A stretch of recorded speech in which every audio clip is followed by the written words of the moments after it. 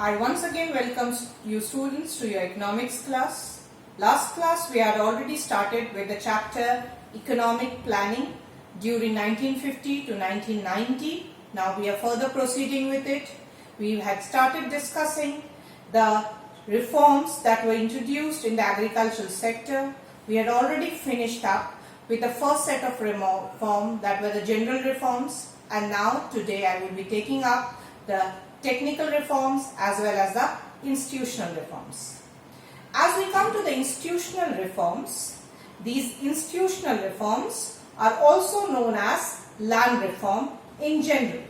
They basically aim at consolidating or organizing the small scattered holdings. The problem faced by the Indian agriculture was most of the holdings were small and scattered holding, which were not fit for modern farming methods like high-yielding variety seeds, use of modern machines, tools, equipments. Then we come to the next one, and the most important one, the land reform measures that were poor.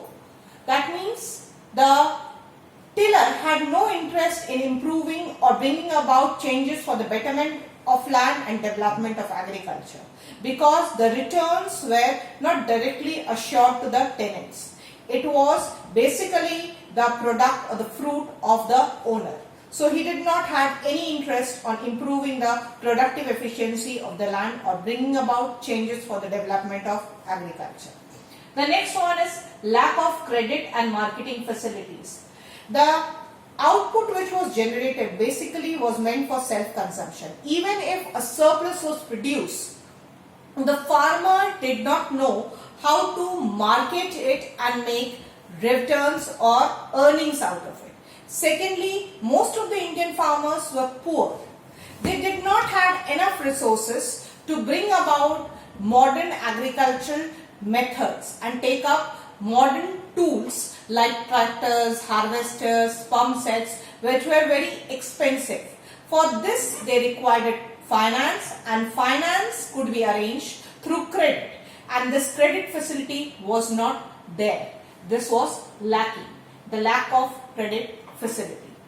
Then we move on to the technical problems faced by the Indian agriculture. The first technical problem being lack of facilities for irrigation. Timely as well as adequate supply of water to the field is very important to yield good harvest, which was not available in India. Most of the farmers depended on monsoon for irrigation. The next problem was the wrong cropping pattern. Scientific cultivation was not practiced. There was no techniques like multiple cropping, crop rotation to help the soil regain its natural fertility. Next, outdated techniques of production. Traditional outdated methods, tools, implements were used which were low in terms of productivity. Most of the work was done manually, hence the output was limited. Now we move to the measures that were taken up to eradicate or overcome these problems during the planning period. To begin with, the reforms in the agricultural sector has been divided into segments. The first segment deals with the institutional reforms or the so-called land reform measures. The land reform measures can be broken down into 5 segments. The first segment being abolition of intermediaries.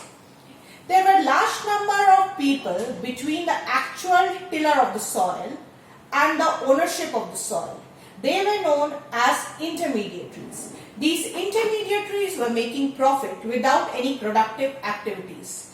They were zamindars, landlord, peasant, moneylenders who were making profit, and the benefits of increased production or output was not directly being enjoyed by the actual producer or the farmer. So the first initiative that had to be taken was to keep away these intermediaries and bring the tiller in direct contact with the soil.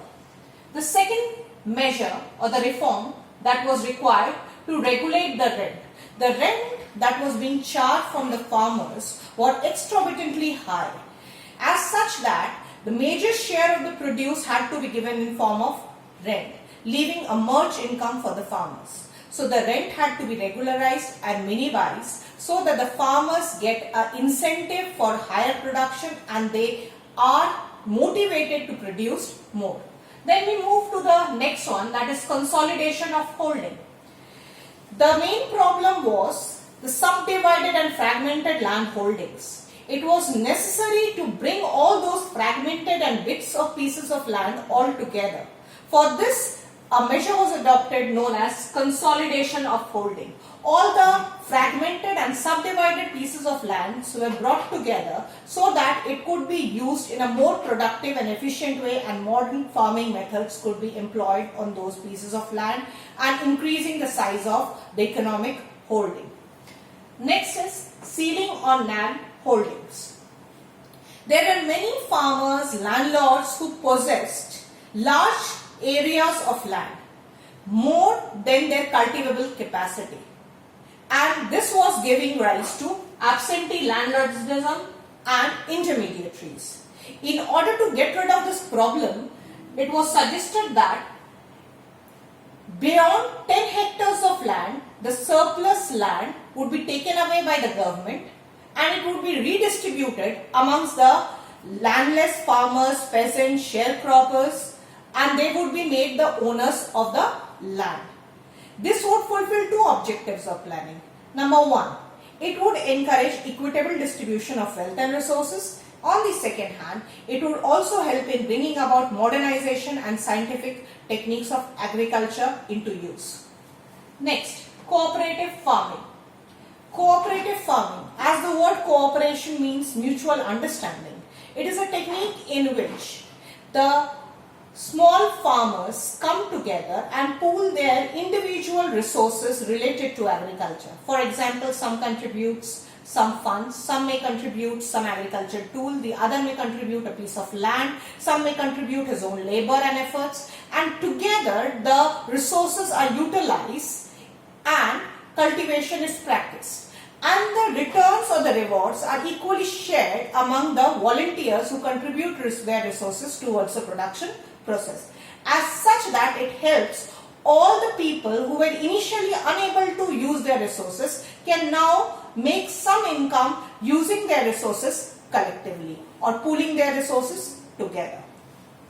Now we move to the general reforms like improvement in the irrigation facilities, improving the institution of credit and making credit more easily available to the farmers so that the poor farmers could take initiatives to bring about the modern agricultural changes by the expensive inputs of agriculture needed to increase the productivity, and adopt the expensive inputs like chemical fertilizers, pesticides, insecticides. They could buy tools like harvesters, combine, tractors, etc.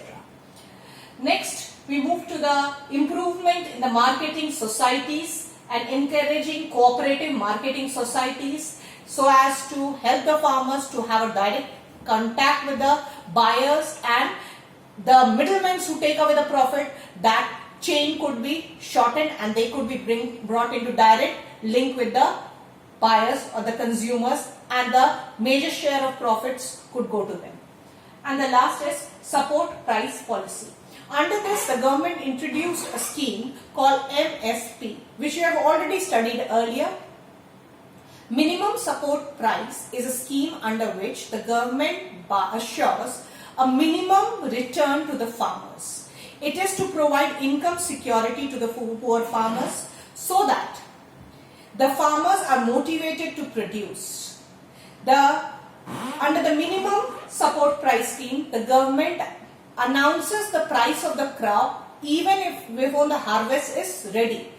If the market price goes too low, the farmers can now, instead of offering their produce to the market, can sell it off to the government and at least earn an assured return so that they don't incur a loss, and they are motivated or encouraged to carry out the production activities despite of the fact if the supply of food grain exceeds the current market demand, they do not fetch or incur losses. So we finish with the institutional and the general reforms for the time being. So please make sure that you go through these topics. For any doubts and queries, you are most welcome, and you systematically prepare your notes in detail dealing with each of these points. So far, enjoy reading and be safe. Thank you.